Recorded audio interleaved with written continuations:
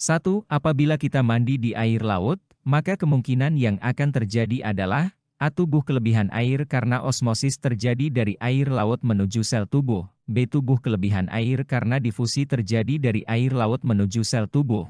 C. Tubuh kekurangan air karena osmosis terjadi dari air laut menuju sel tubuh. D. Tubuh kekurangan air karena osmosis terjadi dari tubuh menuju air laut. E. Tubuh kekurangan air karena difusi terjadi dari air laut menuju sel tubuh.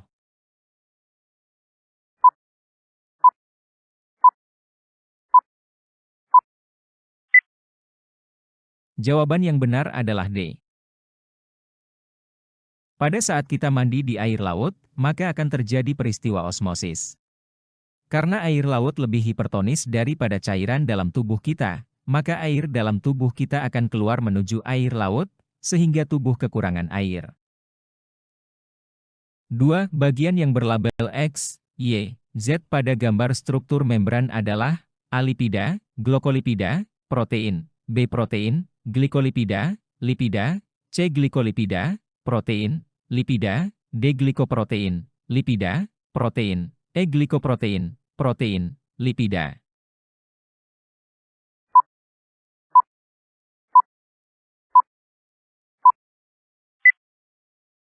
Jawaban yang benar adalah C.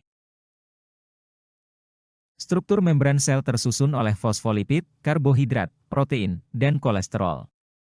1. Bagian X merupakan glikolipid, yaitu karbohidrat yang menempel pada lipid. 2. Bagian Y merupakan protein integral, yaitu protein yang tertanam dalam membran plasma. 3. Bagian Z merupakan fosfolipid bilayer, yaitu fosfolipid yang terdiri dari 2 lapis. 2 lapisan tersebut terdiri kepala yang berupa fosfat dan ekor yang berupa lipid atau lemak.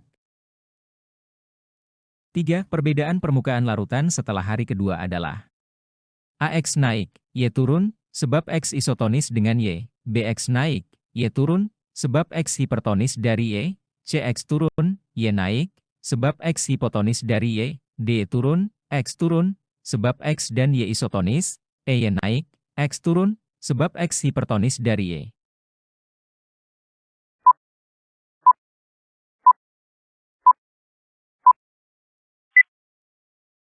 Jawaban yang benar adalah C. Osmosis merupakan pergerakan pelarut dari larutan hipotonis ke larutan hipertonis melalui membran semipermeabel. Pada gambar menunjukkan terjadi pergerakan pelarut dari wadah X menuju ke wadah Y melalui membran semipermeabel. Perbedaan permukaan setelah hari kedua adalah X turun Y naik, sebab X hipotonis dari Y. 4. Secara garis besar langkah pencetakan protein terjadi melalui 2 tahap yaitu A. Replikasi dan sintesis, B. Translasi dan replikasi, C. Transkripsi dan translasi, D. Sintesis dan replikasi, E. Sintesis dan translasi.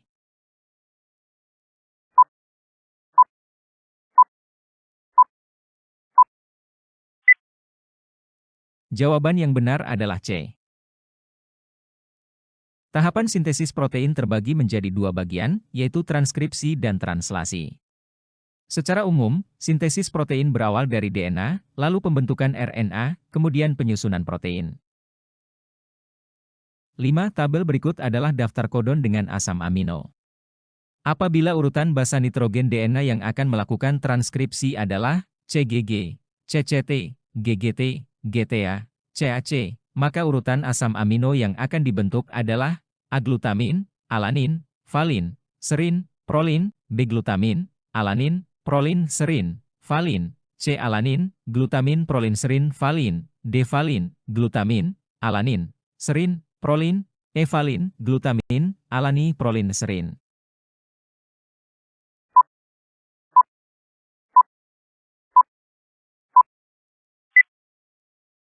Jawaban yang benar adalah C.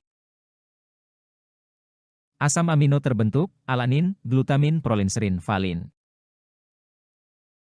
6. Tahapan sintesis protein. 1. RNA-D meninggalkan inti menuju ribosom, 2. RNA-T mengangkut asam amino yang dibutuhkan sesuai kode genetik kemudian bergabung dengan RNA-D, 3. RNA-D dibentuk oleh DNA dalam inti, 4. Asam amino berjejer sesuai dengan urutan kode genetika, 5. Terjadi protein yang dikehendaki.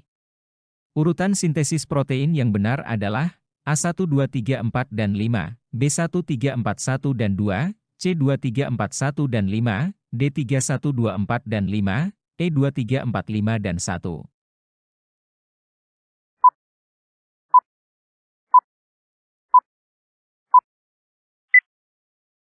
Jawaban yang benar adalah D. Urutan yang benar adalah 3 RNA-D dibentuk dalam inti oleh DNA. 1 RNA-D meninggalkan inti menuju ribosom, 2 RNA-T mengikat asam amino yang sesuai, 4 asam amino berderet sesuai dengan urutan kode genetik, 5 pembentuk protein yang digunakan. 7. Pembelahan meiosis atau reduksi bertujuan untuk A. Membentuk 4 sel anak yang sama dengan induk, B. Mempertahankan jumlah kromosom sel anak, C. Agar jumlah kromosom generasi berikutnya tetap, D. Mempertahankan sifat kromosom, E. Membagi sifat kromosom agar sama.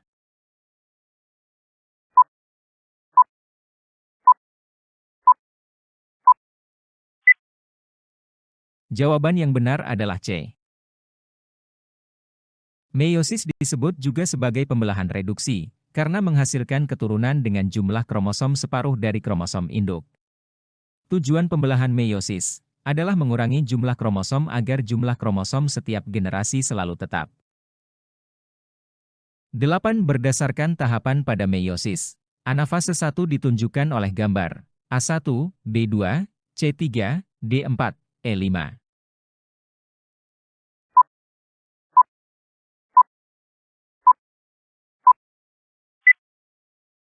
Jawaban yang benar adalah C. Pembelahan meiosis terjadi sebanyak 2 kali, sehingga terdapat fase meiosis 1 dan 2. Fasenya terdiri dari profase 1, metafase 2, anafase 1, telofase 1, profase 2, metafase 2, anafase 2, dan telofase 2. Tahap anafase 1 ditunjukkan oleh gambar C. Ciri-ciri pembelahan fase anafase 1 yaitu, kromosom homolog yang berada pada bidang ekuator akan bergerak dan memisahkan diri satu dengan yang lainnya. Masing-masing kromosom homolog yang terpisah akan menuju kutub yang berlawanan akibat tarikan dari benang gelendong. Benang spindel mengalami depolimerisasi dan seluruh isi selnya agak memanjang. 9. Pembelahan sel secara tidak langsung dapat kita temukan pada A. Bakteri, B. Protozoa, C. Sel testis, D. Amoeba, E. Paramecium.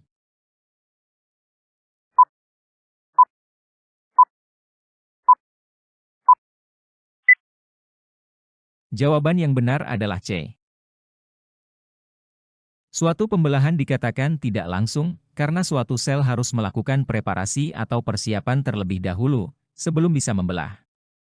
Pembelahan tidak langsung ini dapat terjadi pada sel-sel tubuh, atau sel gamet seperti sel testis.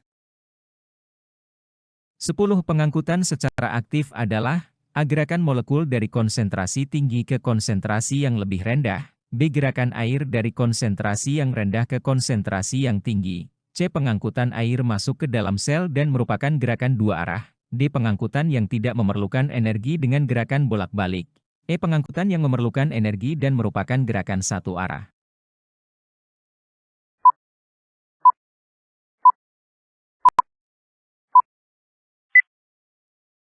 Jawaban yang benar adalah E. Transport aktif adalah pengangkutan zat melalui membran yang melawan gradien konsentrasi, dari konsentrasi rendah ke konsentrasi yang lebih tinggi, sehingga memerlukan energi. Energi yang diperlukan berupa ATP, adenosin trifosfat. Selain itu, transport aktif merupakan gerakan satu arah.